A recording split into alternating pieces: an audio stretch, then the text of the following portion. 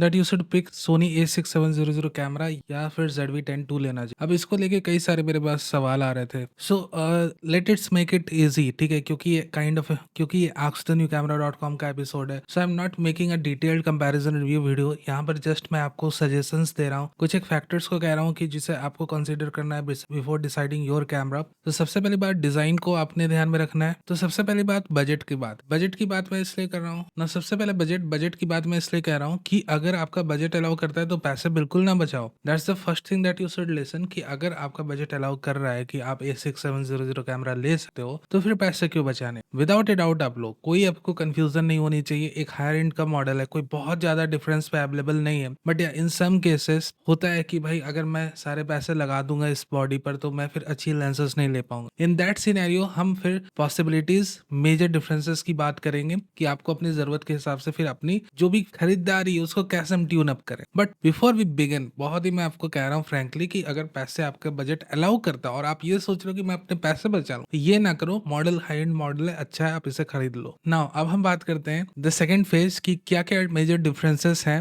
And किन बातों को ध्यान में रख के आपको ये कैमरा परचेस करना चाहिए। तो सबसे पहले बात, मेजर डिफरेंसेस की बात करें, बॉडी डिजाइन में सबसे जो आपको एक कहा जाए कि डिफरेंस देखने को मिलेगी, काफी अच्छी हैंड ग्रिप है अपनी A6700 कैमरा की। Apart from that hand grip, यहाँ पर आपको इलेक्ट्रॉनिक व्यू फाइंडर मिलती है जो कि आपके शूटिंग पर्पस के लिए बहुत यूजफुल रहती है, स्पेसिफिकली अगर आप सनलाइट में शूट कर रहे हो। सो that's the body design, but उससे बहुत ज्यादा हम इलाबोरेट करके बातें करें वो सही नहीं रहेगा। That's the basic two difference. तो चलो अब हम बात करते हैं इंटरनल कोर स्पेसिफिकेशन में क्या आपको डिफरेंसेस मेजरली देखने को मिलेंगे और उस हिसाब से आपको कौन सा कैमरा खरीदना चाहिए। तो इंटरनल कोर स्पेसिफिकेशन की बात करें तो जो पहला मेजर डिफरेंस आपको दिखेगा वो सेंसर शिफ्ट इमेज स्टेबलाइजेशन का, और जो दूसरा मेजर डिफरेंस दिखने वाला है वो है मैकेनिकल शटर का। तो हम इन दोनों डिफरेंसेस के बारे में बात करेंगे कि कौन सा डिफरेंस किसको ज्यादा इफेक्ट करने वाला है। अदर देन दैट, या फोकस ब्रैकेटिंग है अपने कैमरे में A6700 camera. So the thing is that कि the A6000 camera is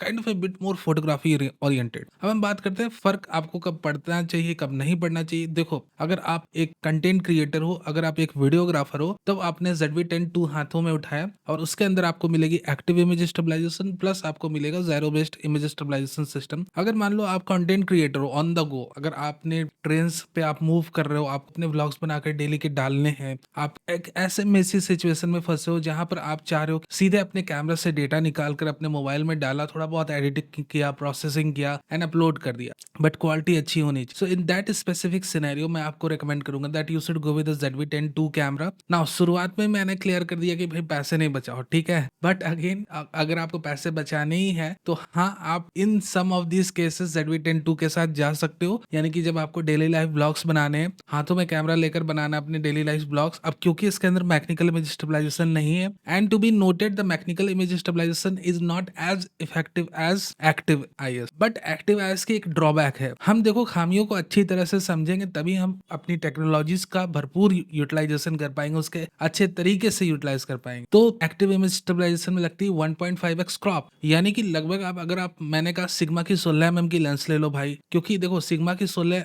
mm की लेंस तब काम आती है ज्यादातर जब आपका kind of A mixed content है, कि कभी कभार अपने डेली लाइफ कंटेंट बनाने की कोशिश करी एंड मोस्टली आप टॉकिंग हेड वीडियोस बनाते हो। जैसे मैं अपने कंप्यूटर के डेस्क की स्क्रीन के पास अगर रख के मैं अपनी वीडियोस बनाता हूं, तब मैं 16 mm की lens, right now I am using A 30 mm lens. तो इट डिपेंड्स। तो मैं आपको ये कह रहा हूँ कि टॉकिंग हेड वीडियोस बनानी है तो 16 और 30 mm की लेंस जैसे मैं अभी यूज कर रहा हूँ तब आपको करनी। But when you are creating handheld vlogs तब आपको 11 mm की लेंस लेनी, क्योंकि 16 mm की लेंस पे अगर आप एक्टिव IS लगाओगे और फिर आप डेली लाइफ स्टाइल ब्लॉग्स बनाओगे तो 24 mm की लेंस में वो कन्वर्ट हो जाएगी, क्योंकि उसमें क्रॉप लगेगा और फिर हैंडहेल्ड करना, कंपोजिशन को फ्रेम में रखना, it near about impossible. So go with the Sony 11 mm f1.8 lens और विल्ट्रॉक्स 13 mm f1.4। अगर 11 mm की लेंस लगाते हो सोनी की जो बेस्ट है, विल्ट्रॉक्स की 13 mm की f1.4 लेंस तब परचेस करनी जब आप काफी ज्यादा लो लाइट शूट्स में इन्वॉल्व हो। मतलब आप रात में जा रहे हो, रेस्टोरेंट्स में खाने खा रहे हो, रात में ही आपने फूड ब्लॉग्स बनाने हैं क्योंकि भैया दिन में काफी गर्मी रहती है। So in that scenario you should go with 13 mm f1.4।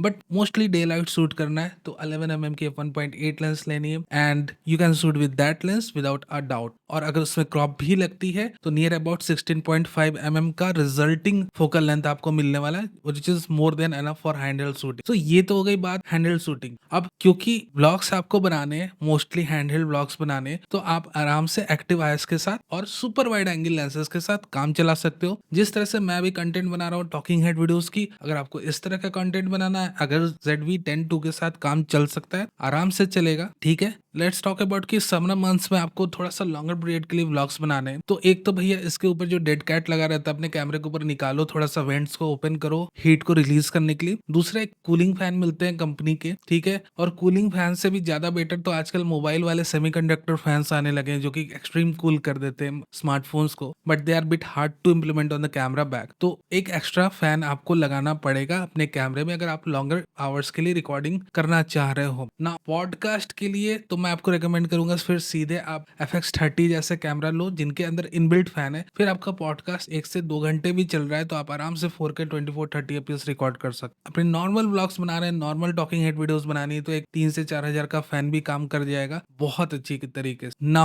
Wedding में सिनेमाटोग्राफी करनी है तब भी ZV-10 II के साथ आप सिनेमाटोग्राफी कर सकते। टू बी नोटेड कि cinematography is other than videography. ठीक है, सिनेमाटोग्राफी में हम क्लिप्स लेते हैं, वीडियोग्राफी में, ट्रेडिशनल वीडियोग्राफी में क्या होता था कि भाई हमने कैमरा ऑन करके छोड़ दिया, just we are documenting the entire wedding, so it's completely different styles. ठीक है, सो वेडिंग सिनेमाटोग्राफी के लिए ZV-10 II सुटेबल है and with gimbal you can do wonders. Now back to the IBS part. अब IBS part पे हम इसलिए जा रहे हैं क्योंकि देखो IBS is highly required when you are doing handheld shots. ठीक है, अब एक्टिव आईएस आपके A6700 कैमरे के अंदर भी है। अगर आप डेली लाइफ की ब्लॉग्स बनाना चाह रहे हो इस वीडियो के साथ, इस कैमरे के साथ, तो आप आराम से इसके साथ बना सकते। Now if you don't have that much wide angle lenses तो एक 6700 के साथ एक एडवांटेज होगी कि भाई हमने 16 mm की सिग्मा की लेंस खरीदी, हम थोड़ा बहुत अपने डेस्क के बगल में लेंस रख के बना भी ले रहे हैं वीडियोस और थोड़े बहुत हैंडहेल्ड ब्लॉगिंग भी कर रहे हैं, और मैकेनिकल आईएस के सपोर्ट के चलते हमें कोई क्रॉप नहीं लगने वाला। So that's the advantage we get with the A6700 camera. Photography के लिहाज से तो IBS निहायत ही जरूरी है। 3 से 4 स्टॉप्स की तो स्लोअर शटर स्पीड आप आराम से यूज कर सकते। ठीक है, यानी कि अगर आपका IBS एक्टिव है, काम कर रहा है और आपका शटर स्लो हो जाता है तो लाइट की इनपुट और ज्यादा होगी एंड द रिजल्टिंग आउटपुट भी वेरी गुड, क्योंकि लाइट के इनपुट के ऊपर ही अपने पूरा कैमरे का सिस्टम बना हुआ। अगर लाइट प्रॉपर आ रही है तो रिजल्टिंग आउटपुट अच्छा होगा ही होगा। Now let's talk about the mechanical shutter. अब देखो यहाँ पर जो स्पोर्ट्स फोटोग्राफर है, वाइल्ड लाइफ फोटोग्राफर है, फोटोग्राफर के लिए तो A6700 कैमरा मस्ट है क्योंकि भैया इसके अंदर IBS है ना। Sports and wild life photographer को मैं इसलिए यहाँ पर थोड़ा सा कंसीडर कर रहा हूँ, उनके बारे में जिक्र कर रहा हूँ that you have to understand this thing. Now आप किसी भी फोटोग्राफ कैटेगरी से बिलोंग कर रहे हो, आप पोर्ट्रेट फोटोग्राफी कर रहे हो, आप वेडिंग में फोटोग्राफी कर रहे हो, अगर आपके पास IBS है तो रिजल्ट अच्छा आएगा ही आएगा। ठीक है, अब इसके ऊपर लेंसेज कौन सी लेनी है, तो देखो लेंसेज को लेकर मैंने अलग से A6700 ZV-10 II की वीडियोस बनाई हुई है। बेस्ट ऑलराउंडर लेंस की बात करें तो अपना 17 से 70 mm का f2.8 Tamron का RXT लेंस है, that's the best allrounder lens. Other than that Sigma की ट्रायो 16 mm, 30 mm और 56 mm मेरी फेवरेट है, so you can pick any of these lenses, prime lenses as uses. ठीक है, so now let's talk about mechanical shutter. अब देखो बात ये है कि मैकेनिकल शटर फोटोग्राफर्स के लिए थोड़ा इंपॉर्टेंट जरूर है, खासकर अगर आप स्पोर्ट्स और वाइल्ड लाइफ फोटोग्राफर हो तो फोटोग्राफर है तो ये आपको समझना बहुत जरूरी है। गलती से भी कोशिश कर रहे हो कि भाई IBS नहीं तो क्या हुआ, मैं ट्राइपॉड के साथ, मोनोपॉड के साथ वाइल्ड लाइफ फोटोग्राफी कर लूंगा